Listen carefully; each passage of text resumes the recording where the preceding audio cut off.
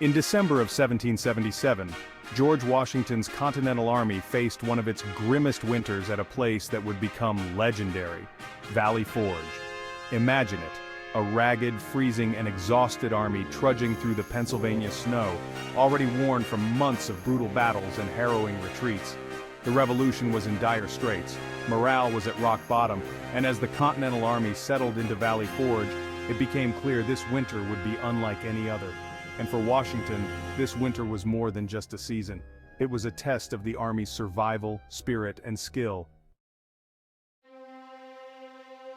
Part 1. The arrival at Valley Forge. Winter is coming. Picture a landscape blanketed in frost, trees stripped bare, and the bone-chilling air gnawing at you. On December 19, 1777, the Continental Army reached Valley Forge, a spot chosen not for its charm, but for its strategic location. It was close enough to keep an eye on the British in Philadelphia, but far enough to avoid sudden attack. Soldiers staggered in, many without shoes or proper coats, leaving bloody footprints on the ground. These men were weary beyond measure, overworked, underfed, and now thrust into a camp with the cold at its peak. Washington, staring out at his army, knew this winter was a ticking clock. Supplies were dangerously low, food scarce, clothing torn and inadequate, shelter hastily built huts, barely holding against the wind, and disease waiting to sweep through like wildfire. For Washington, the situation was nothing short of a nightmare. He needed to rally his men, keep them together, and transform a ragtag group into an army ready for battle come spring.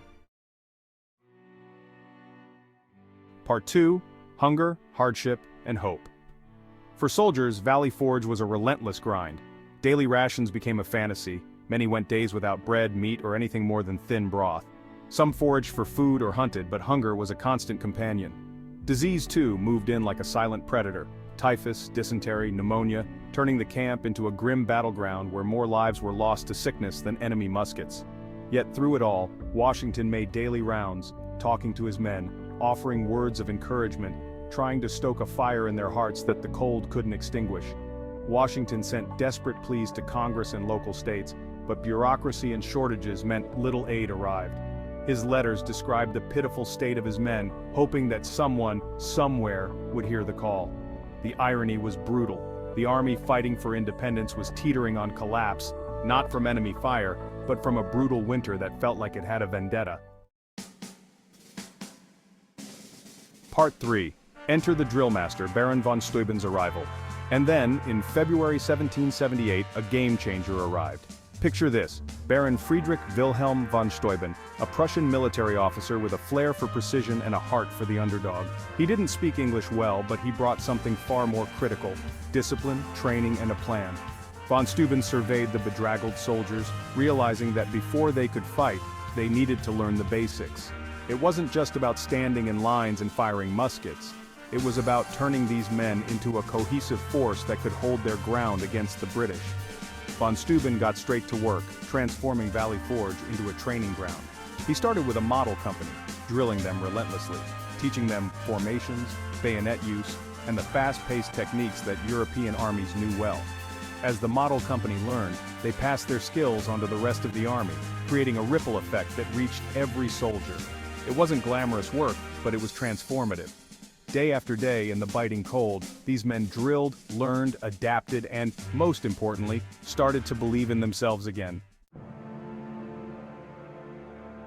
Part 4. Forged in Fire, a Transformed Army. As spring approached, something remarkable happened. The army that had limped into Valley Forge was now marching in sync, moving as a unit.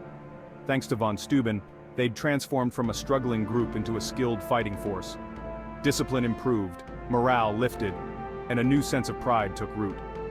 The men who had once struggled to keep step now moved with confidence, and Washington could see that his army was ready for whatever came next. The winter at Valley Forge had stripped them bare, but had also forged them into something stronger. They had endured hunger, bitter cold, and a lack of support, but out of that hardship came unity and resilience. The men who marched out of Valley Forge weren't the same men who had entered. They were an army honed by survival, ready to face the British with newfound strength. Part 5.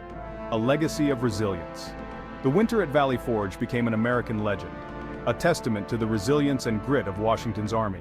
It wasn't just a story of survival but one of transformation. Those who endured Valley Forge went on to fight in battles that pushed the British back and secured independence. And in every fight, they carried with them the lessons learned in that harsh winter. The importance of unity, training, and unbreakable resolve. So, Valley Forge became more than a place, it became a symbol. It showed that sometimes the toughest battles are not against an enemy, but against the elements, hunger and despair. And it proved that true strength is born, not in moments of glory, but in the quiet, grueling hours when hope seems dim. Washington's army survived Valley Forge, not because of food or warmth, but because they refused to give in. That winter shaped the spirit of the American Revolution, setting the stage for victories that would eventually lead to independence.